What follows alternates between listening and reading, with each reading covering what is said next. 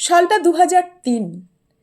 হাইকোর্টের প্রধান বিচারপতি অশোক মাথুরের নির্দেশে SJDA অর্থাৎ শিলিগুড়ি জলপাইগুড়ি ডেভেলপমেন্ট অথরিটির হাতে থাকা 24 একর জমি দুবাইয়ের একটি তথ্য প্রযুক্তি সংস্থাকে দেওয়া হয় আইটি পার্ক করার জন্য।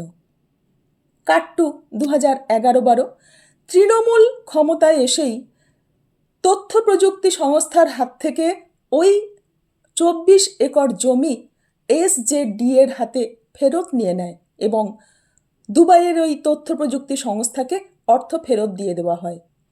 সেই প্রায় 24 একর জমির দাম এখন প্রায় 700 কোটি টাকা।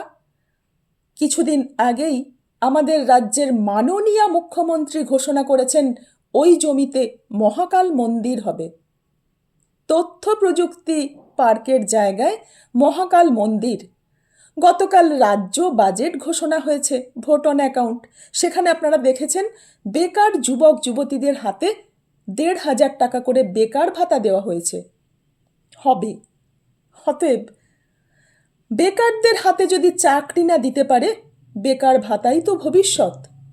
এই সরকার আবার 2026-এ ক্ষমতায় আসার যোগ্য? কমেন্টে জানান আপনারা কি করছেন।